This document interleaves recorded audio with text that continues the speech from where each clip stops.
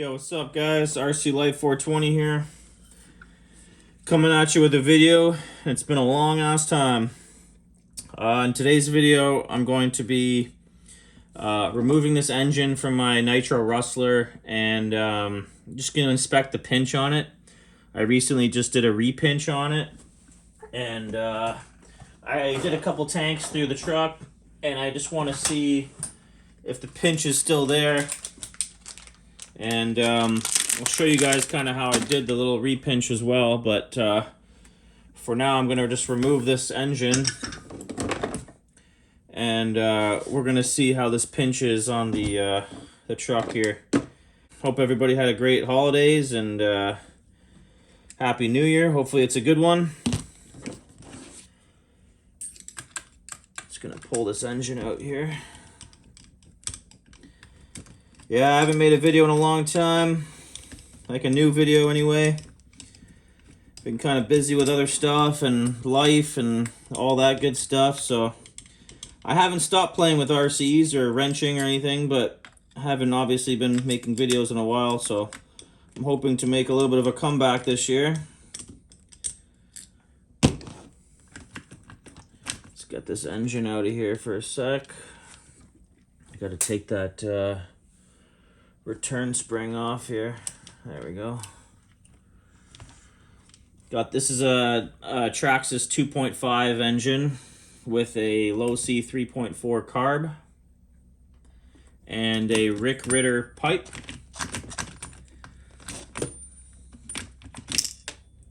Alright, so there's the engine out. Let me just put this thing aside for a second.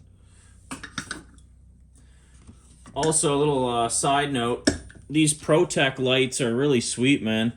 I picked up one of these off of Marketplace, brand new from a guy. He sold me the ProTech light and also a ProTech temp gun. Yeah, if you get a chance to get one of these are really good. I'm super happy with this. This thing's super accurate and easy to use. Feels good in the palm of your hands too. I had this other one before. Yeah, I used to use this one here. This atomic one, and it did the job too. It's a nice little gun too, but I just upgraded to this one and I'm pretty happy about it. It's a sweet little tool to have. I was chatting with the Bug 404 quite a bit last year and stuff, and I know in his videos he's talking about adding castor oil to his fuel and whatnot. So I actually have been adding castor oil to my fuel for the past maybe year now, I'd say, and I'm pretty happy with the performance of it, and it definitely probably helps conserve the engine a bit. I just get one of these like little measuring cups, and I'll put in I do 1.5 fluid ounces of this Castor 927 per gallon. So I'm pretty sure when the Bug and I were talking about it, he was telling me to use 2 fluid ounces to bump it up a couple percentages. But I've been using 1.5 fluid ounces. I've been kind of like messing around with the ratio a bit, and I kind of dig the 1.5 fluid ounce for that, but you know, everybody does their own thing. So yeah, if you ever want to add some castor oil to your fuel for some added longevity and protection, this stuff is good. You can usually find them at like your motorcycle shops and, you know, motocross stores or whatever. But yeah, that's what I've been doing with that. So let's pull this thing apart here. We got like a decent paper towel here to do this on or something. Pull this filter off. Yeah, like I repinched this sleeve, and I don't know, I don't remember really where the piston usually stops on a brand new engine, but I'd say I got it pretty damn close when I repinched it. All I did was put it in the oven at about 380 degrees Fahrenheit, and baked it in there for a bit with a hose clamp and an old 2.5 piston so that I didn't crush the bottom of the sleeve. I'll show you what I mean in a minute here. Just make sure we're on.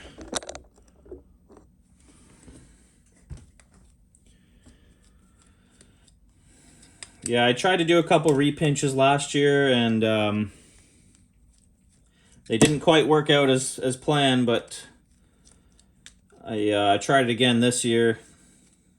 Gave it another shot, and had some decent success with it, man. It was I just had the engine out earlier running, tuned it up pretty good, and seemed to be working quite nicely. But I also wanted to pull it apart after, what did I do? Maybe about I did about 4 to 5 tanks through this engine after I repinched it. And I also got lazy and didn't preheat the engine before starting it too. So, I mean, it's not like it's a brand new engine, but I probably should have preheated a bit before I fired them up those times, but I didn't really care, to be honest. I was just kind of just running it. Let's get this back plate off.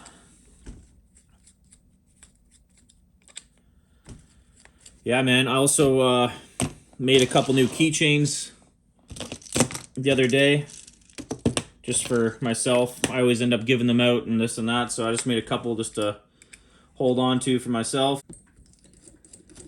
Anyway, let's pull this thing apart here. See how she's looking. Feels kind of weird to film a video. It's been so long, man. And to be honest, I kind of like shooting more produced videos than these kind of wrenching videos, but figured I'd try and get something out here. Got a couple sweet ideas for videos this year too, so hopefully we can initiate those and get those done.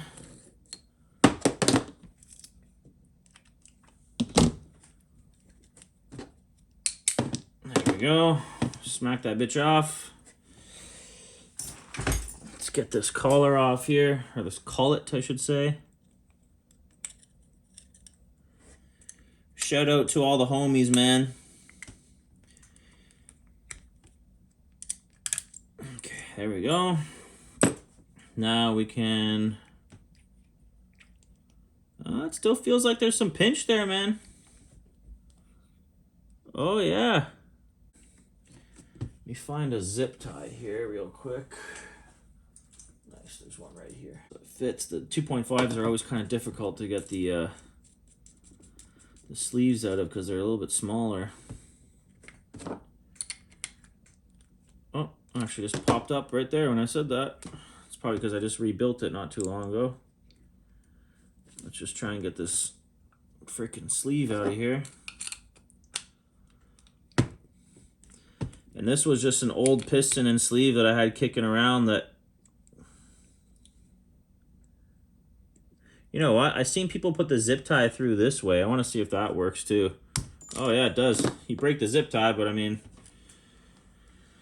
Looks like it did the trick. Or you know what? We'll use a flathead to pry it up. There goes that zip tie. Okay, there's my sleeve. Let's get this this piston out here.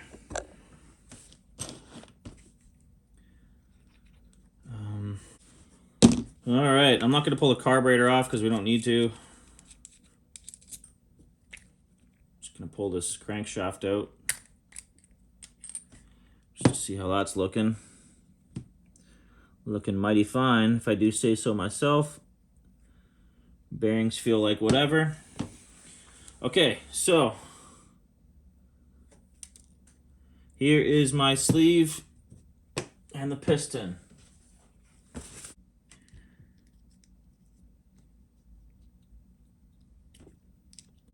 So here's my sleeve, and here's the piston here. So this is about where it starts to get tight. So it looks like my pinch is still good on here.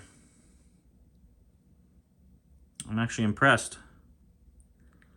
Still plenty of pinch in here. I mean, yeah, I only did a few tanks, like 4 or 5 tanks through this after I pinched it, but it's actually holding up pretty good, and it was running nice out there.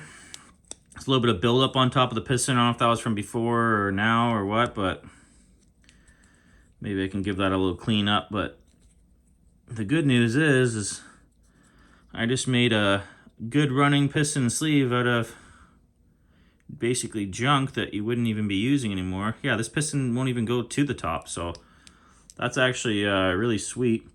And I'll show you how I did this. So I have a few old pistons and random shit kicking around. So I have this hose clamp. I use this hose clamp on the sleeve. I put it right to the top. So I put the piston in about maybe, let's see. So I put the piston in maybe about just enough to cover the bottom of the actual piston sitting in the sleeve, about there. And then I put my hose clamp around the top and threw it in the oven at about 380 degrees Fahrenheit. Baked that shit. Tighten this hose clamp down before I put it in, obviously. Tighten it down pretty good. I didn't crank it like crazy. And then, you know, left it in the oven for, I don't know, 10 minutes, 20 minutes. And, you know, I pulled it out, quenched it, put it in the water, cold water. Let it get back to temperature. And, you know, you just double check it with your piston that you're going to use. See where the pinch is at, right? And in my case, I had to do it a couple times just to make sure. And that's the thing. You want to take your time with this kind of thing. You don't want to go all out right away because last year when I tried to do it, for one, I didn't put a piston in the bottom when I was pinching it. So I ended up clamping the bottom too much. And then I wasn't even able to get the piston even in the sleeve almost. Like it wouldn't even go in. So you got to make sure that you have something that you can put inside the sleeve while you're clamping it. Otherwise, if you're using a hose clamp, you'll end up squishing too far down and probably just toast the sleeve there. I've seen other guys use... I've seen other guys try and use shit like this, like hose clamps or whatever. I don't even know what you call these. I don't know what kind of collar this is for, but I think it's like a plumbing thing. But none of the ones I had fit, so I just kind of went about it that way. But yeah, man, I mean, seemed to be running pretty good. All right, well, let's get this thing back together, and maybe I'll bring it back outside for a little test run video. Let's get this thing back together and in the truck, and we'll see how she goes. Be right back. All right, guys, we're back out here. We're gonna get this thing fired up. I just put it back in the truck. We are using Spectrum TRX2.5 rugged. Probably my favorite remote. It's the only remote that I've had in so long. And if it broke, I'd probably buy another one.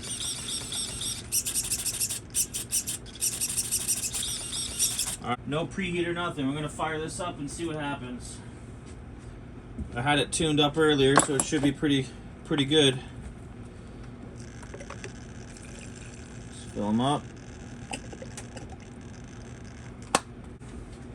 Like I said earlier in the video, we're running VP fuel 30%. This is 9% oil, but I've added 1.5 fluid ounces of castor oil to it just to bump it up a little bit for some added protection. Okay, so let's get this thing fired up here. Just do a little prime.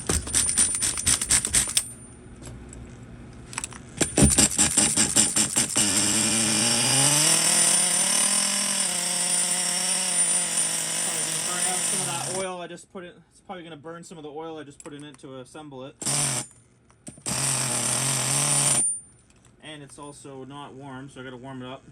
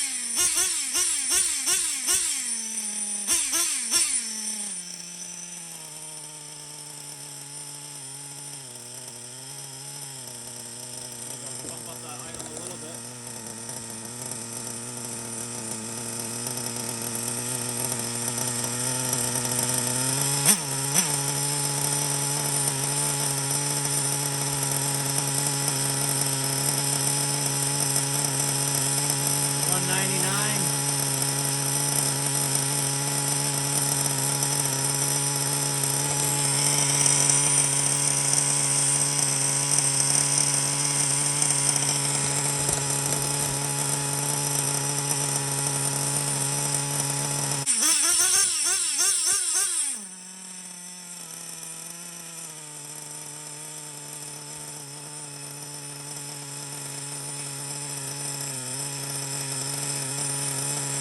Good, man. That's a full ass re-pinch sleeve and piston right there. Running awesome.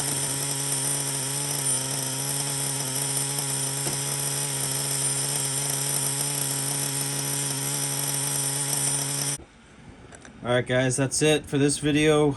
Just wanted to give it a quick check on how that pinch was doing after I re-pinched the engine. And it seems to be running pretty good. TRX2.5 with a 3.3 crank, Rick Ritter pipe, and low C 3.4 carb. Yeah, man, seemed to work out pretty good. So I'll catch you guys in the next video, I guess. See ya.